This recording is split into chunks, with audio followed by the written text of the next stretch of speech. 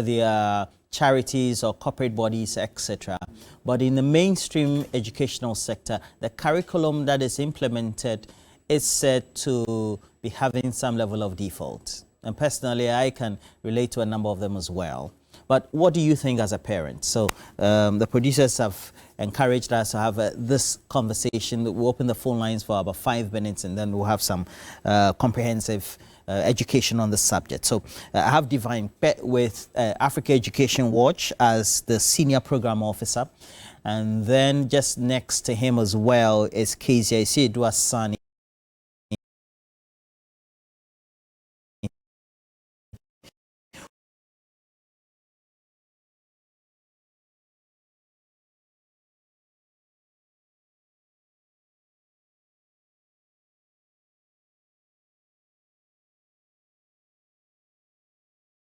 president for the agency or charity. Sokpe is right, all of you young people, so it put a certain perspective to the conversation. But let me first go to Africa Education Watch. What are the numbers looking like? What's the narrative in the mainstream educational sector about the type of education in the digital or for the digital that's been given to young people or children? All right, thank you, Ryan. Good morning to your viewers. Let me first of all use the opportunity to wish a friend happy birthday, Beta Kujao. And then straight to your question now, how digital literacy is looking like at the basic education level. We've had a new curriculum that actually emphasized on computing. In fact, there's a subject dedicated to that. Previously it was ICT, now it is computing. And if you look at it, the content, you agree that a lot of thinking went into it, especially for the very fact that what the learners are expected to go through actually around contemporary issues when it comes to digital literacy. It goes beyond just knowing the parts of the computer to be able to use the computer to access information, connect and collaborate with one another on whatever you want to do. However, we have a beautiful curriculum, but what actually needs to be in place for us to ensure that we effectively implement it is the challenge. In fact, if you look at the current EMIS data, you will realize that about only 15% of primary schools are having computer labs. Only 15%? Yeah, having computer labs. Primary schools? Primary school. If you move to the GSS, it is only 13% that are having let me qualify, functioning computer labs. So once you have a situation like that, then it becomes difficult for effective implementation of the computing subjects across the very levels of the education spectrum of the pre-tertiary education level. So yes, beautiful curriculum, but we have not invested heavily when it comes to strengthening the foundation for teachers to be able to effectively kick off with the implementation. And I'm not surprised. We saw that GES came out recently that computing or ICT will not be examined at the BEC level. Just because we have not put the structures in place to prepare the student adequately for them even to go and write the BSc, so they've taken it off. So it is a clarion call for us to wake up and begin to invest more in digital education and the pre-tertiary education level, specifically the basic education level. Yeah. I'll come to you, Kezia, for the future, because you tend to work with young people in the communities as a charity. But for Jumbo Spaces, it also means that because the world is big out there, you need to have a lot of people, young people, who have the knowledge. I also do know that beside what is being taught in school, people naturally have adopted skills and have adapted and are using those skills creatively. Is that the case? And how do we harness those skills for the mainstream education sector? Okay, let me just go back to what we do at Jumbo Spaces. So we've built a place where basically we allow African youth to tap into their creativity, to turn their creativity into currency. So basically allowing them to get money. Sorry, I'm just blank. allowing them to... Is it digital money or what? You know, so basically allowing them to turn their creativity into currency and make some money. So there are a lot of... sorry, I think take the question too, because I'm just a bit blank. Okay, okay. So the question again I ask, so are people out there who have those skills? I'm talking about young people here, because I've seen on your site a number of children who, and I grew up in Ashaiman. So I just oppose that to Nima, Fadama, etc. Back in the day when we used to have internet cafes, a lot of young children, etc. But they didn't get those skills in the classroom. Yes. So that's what I'm talking about. Okay. So let me just go back to what Jumbo Spaces are before I even come to what FTF does. So Jumbo Spaces is a creative hub that was created by Meister and some other and his co-founders to house creatives so that they can come in there, explore their talents, to create content, and also to basically make money out of what they do as creatives. So Jumbo Spaces partnered with For the Future Ghana, and For the Future Ghana is an NGO that is alleviating the plight of underprivileged children through our various charitable projects and initiatives. And we've been doing this since 2016.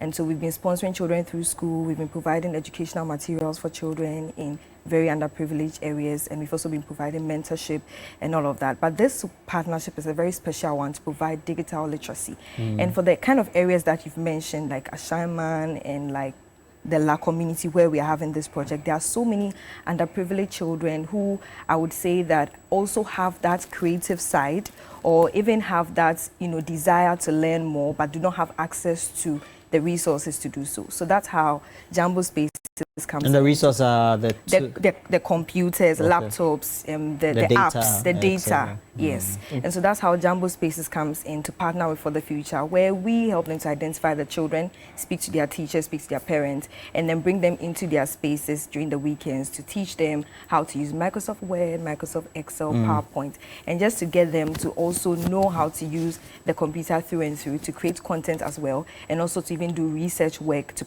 make presentations. And then at the end of the day, we also taught them public speaking, so that once they make their work or they produce their work, they can speak on it.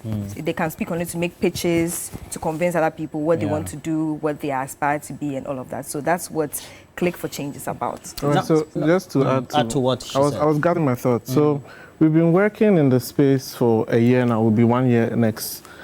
As Jumbo Spaces? Yeah, as Jumbo Spaces. And this collaboration too? And because we've been trying to help the African youth turn their creativity into currency, we just realized that we need to, because we're working in the Labadi space or the last space, we need to basically give back to the community. One big thing that we've noticed is that, for example, I've been working for like 15 years, and working for like 15 years, we realized that there's a constant need to use Google tools. Like, there's no place I've worked that you've not used Google Sheets, Google Tools, Microsoft Excel, done presentations and stuff like that. So we decided that, okay, we want to help the kids in the area. So we went to La Wireless and La Nativity, and the only reason that we're able to even get the kids is because FTF has been doing amazing work in that space for a very long time. So one thing, even when we hire people or when we work with people in the corporate setting, we realize that things like basic digital skills, they do not have it. And the way the world is going, I'm sure like a lot of us have traveled and we've seen the world. The way the world is going, there's nowhere you would go that you would not have to use anything digital related. Yeah, that's true. Yeah. So, and these kids are in a space where they do not have even access to, like, even light off is a problem for them in the area, right? Yeah. They don't have access to stable light, have access to internet, have access to even the devices that they would use. So it's very basic, like education, like Google stuff, Microsoft, and then after that, we also teach them public speaking, because, like, for example, in my career, and I'm sure you do that all the time, you have to do presentations and stuff. So this Click for Change is basically bringing them together so that they can learn these basic skills. And I remember when we went to the school, these kids could not even look at us like in the eye. They were shy, they were nervous. A lot of them didn't know how to navigate a mouse. But then we took them through. And there were busy schools in the public sector? Yeah. For real? Yeah, and now after we have done it, we are worried about sustainability because they would go back home and they do not have like a tablet or a computer or anything to keep practicing. So, but luckily we've had lots of support from sponsors that are making it possible. But if we just suppose what they just narrated, using Google tools, you're supposed to have the foundational skill from school. Exactly. What you really teach in the schools, I mean, it's not you, of course. What you're monitoring to be, Okay. Sometimes the concern from the parents who seem to have the skills. So let's say, for example, if you had children, you say what is being taught in the school as part of the public curricula is outdated. Doesn't even give the foundational skills. Yeah. So how do we marry the two?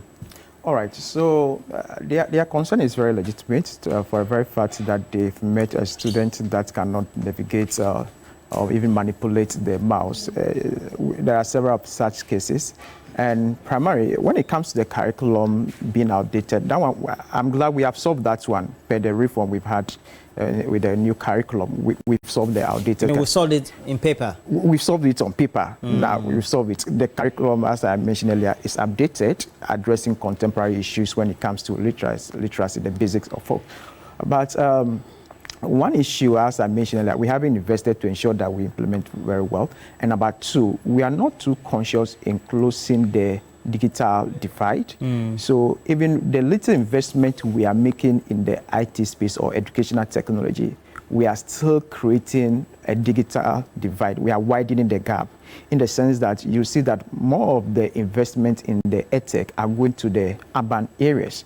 You see a KG classroom that is digitized or modernized to compete, and it is in the urban area. You see some of them are in the peri-urban area. How do we see some of these interventions in the rural areas? So the more we are even investing, we are not conscious of equity issues in our investment, such that we can bridge the digital divide between the rural and then the urban areas. That's why they go to a community, the typical villages, and then you see kids that are nervous even to touch the mouse at least. So lies here.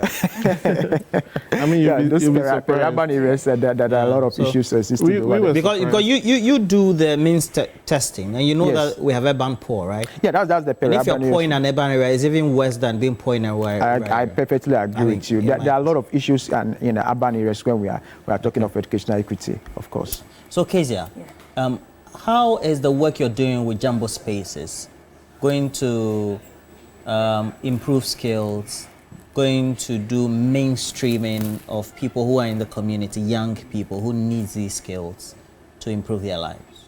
Okay, so like I said earlier, the digital literacy is coming in to help children first and foremost to know how to use the computer in a very basic way, to be able to use Microsoft Word, like I said, Microsoft Excel, Microsoft PowerPoint, to be able to make presentations, to be able to type out their work. And I also believe in learning in a fun way. So for digital literacy, you realize that the children can access the internet and have access to maybe videos and other things that can explain what they are learning in class in a very simple context, in a way that they could have never thought of, and could help them to even understand better what the teacher would teach in class. You get what I mean? So for digital literacy, we feel like it's very important for the children to even be able to navigate the internet, to have access to those tools that they need to be able to learn better, and also to make their presentations, to be able to pitch in future, to apply for jobs, to be able to go for interviews and convince the panel that I can do the job and all of that. So this partnership with Jumbo Spaces is for that kind of development in underprivileged children. So where are we moving next, Bernard? I think we need to find a way to let them see the importance of this so that they can apply it into policy. We worked with 20 children, and on the day that they did their final presentations, their parents were there, the sponsors were there, and everybody was proud.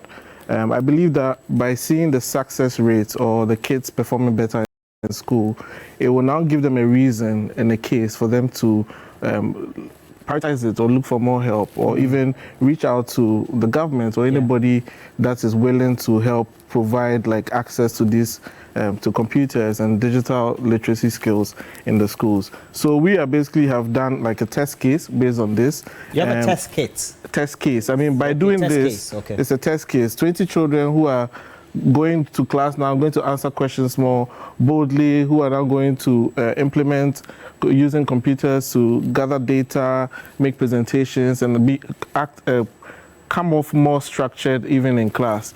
So the way forward is basically using this data to be able to make a case or present to bigger bodies or NGOs who are willing to help, even if the government is not available to assist. I know the government is doing their own thing too in making sure that their tablets and their computers in all these places. Yeah, but I don't know if it's getting to everywhere. So, but hopefully this thing we are doing, because when we even started, we got a lot of people reach out to us. Express Pay came to us and says they're going to build a permanent space in Jambo Space, because we have a lot of spaces for stuff like this, but they're going to provide a permanent space for Click for Change, so that the kids, apart from whenever this program is going on, they can come on the weekends and then just come and do their homework, use the computers, and basically have a feel of the devices, because when they go home, they don't have access to computers. But Kezia, how will this work? I was going to because can we go on this tangent where we have brick and mortar space for them to come? Because I know that when it comes to the digital world, you can work virtually, and so knowledge can be transferred and skills as well virtually. Yeah, I agree with you. But then in the case of these children, we need to put them in one space where we can teach them. We can help them to have access to the computers, because they do not have personal computers on their own. So at least if you have a hub where they can come through to be learning, and then once they go home, through some huge sponsorship or something, they can now get their personal computers. The only solution actually is to have brick and mortar so they can come together and study. So I'm happy that Maisa has mentioned this, Kafi has mentioned this, and even as FTF, we ourselves as an organization also want to, in the near future, have the FTF Village, which is also a multi-purpose resource center. But that's not just digital literacy, it's also going to have like apprenticeship and all those things. But it's in the plan to help the children, because I was going to chip in to what Maisa said, that when we were doing the Click for Change, and after the session with the 20 children, one of them walked up to me and told me how initially he would be so shy to look into someone's face to say anything, but he's very grateful for the opportunity, and he thinks that even by seeing what we are doing, he also wants to help his friends or even think of ways to help his community. So look at how just one session through Click for Change has helped the child to even think deeper into how he wants to help his community. And I think that's the kind of importance that digital literacy can bring in the form of even research to know more. As we are sitting in Ghana, you can know what's going on all around the world. You can get different solutions to your problems even from where you sit. So I think that's how, you know, digital literacy opens their minds and their eyes to these kind of things. Divine, for Africa Education Watch, what is being done by Jambo Spaces as well as for the future is an enabler, so to speak. So how do we make sure that we bridge that gap that you talk about? Yeah, I'm glad about what they are doing. We've seen a lot of the private sector doing several interventions when it comes to promoting educational technology. Some developing apps, some bringing ICT labs closer to the students, and coding classes ongoing. The challenge in the space is that we have not been able to harmonize all these efforts for effective coordination. So it starts from harmonizing all these efforts, because currently the ministry is not aware of what probably they may be doing.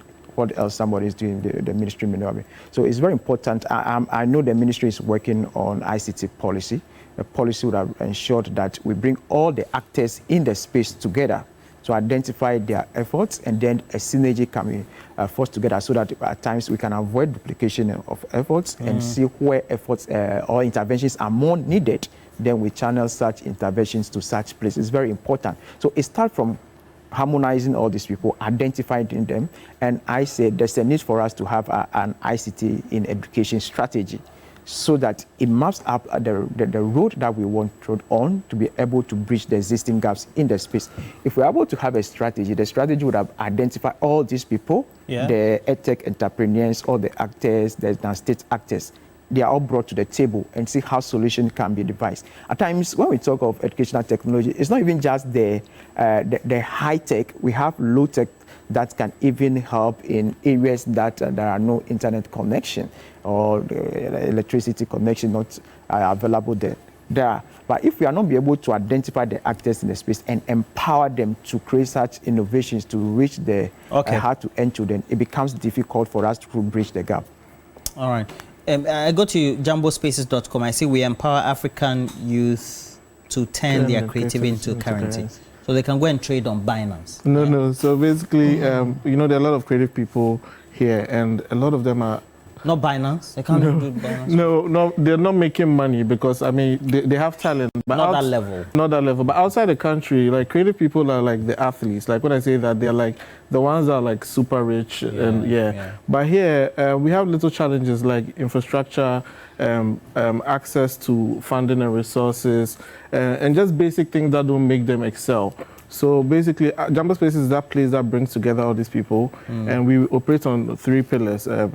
We provide space for them to do anything, creative stuff, podcasts, whatever it is, music. We provide access to resources and tools and funding. And then we also, so space, resources, and education.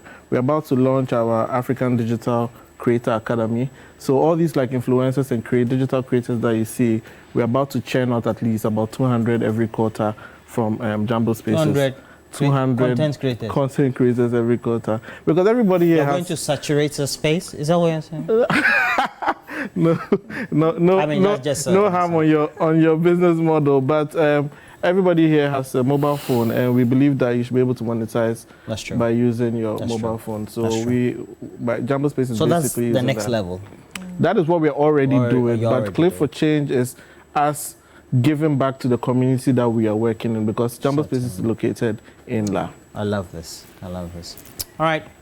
Before we leave, Kezia, any last thing you would want to see the next 5 years with your outfit? Yes. So because of the kind of work that we do at FTF, that's empowering underprivileged children and identifying them, some of them living in slums, some on the streets, putting them in school, finding opportunities for them, pairing them with mentors, giving them opportunity to be on initiatives like Click for Change. We hope to get more support from, you know, the government, of course, international organizations, individuals, partnerships. I really believe in partnerships, and that's why I came together with my friend to do the Click for Change. And we want to establish this FTF village where we can get the kids to come together to learn not just digital literacy, to also learn skills, you know, hand skills, to also learn formal education, and to also help them to bring out their inner talents. We believe that every child has a special gift, and through Destiny Helpers like the team and FTF, you identify these children that would have had no hope, would have not been noticed by people. So basically finding greatness in the most unlikely places and putting them in this space called the FTF village, where we can empower them and help them to be who they are meant to be in the society. So that's what FTF is going to be earnestly working on in the next 5 years.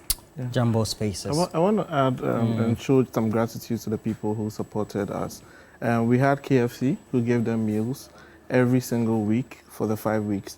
We had Twillium, who provided water, Verna water. We had Yesumba, which is a charity too. They came to give us money for the kids' final day, and they gave them books. We have Express Pay, who supported too. We have Lambda Sigma, which is a sorority, and a few other friends like my Runway group and Valerie Cares. So they all came together to support, and we are asking people to keep supporting because we want to not just keep it to La, we want to take it to beyond Heishi, anywhere like Chad, Ashaiman. The way you Yeah, laugh. like- It's so serious. Yeah, Ashaiman. seriously, yeah. Ashaiman was actually the first place we ever went to do our community work. You're Yes, not and it's talking very crazy. nice to see the children, you know, get something out of whatever you do for them. Oh, very nice. It shows No, that I they thought are he was pleased. rooting for his areas. Yes, I'm rooting for the area. Okay, actually. so yeah, definitely, yeah, and even beyond, how do you call it, Accra, Ghana.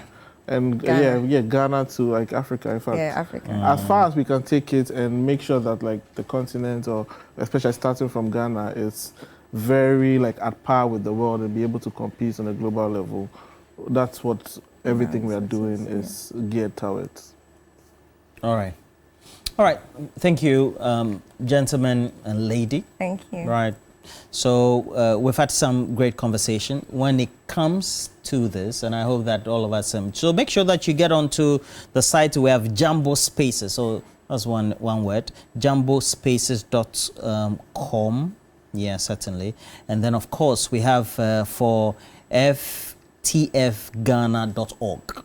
Okay, so you can find all of them. Of course, Africa Education Watch. We always talk to them all the time. But thank you. Thank All you. right.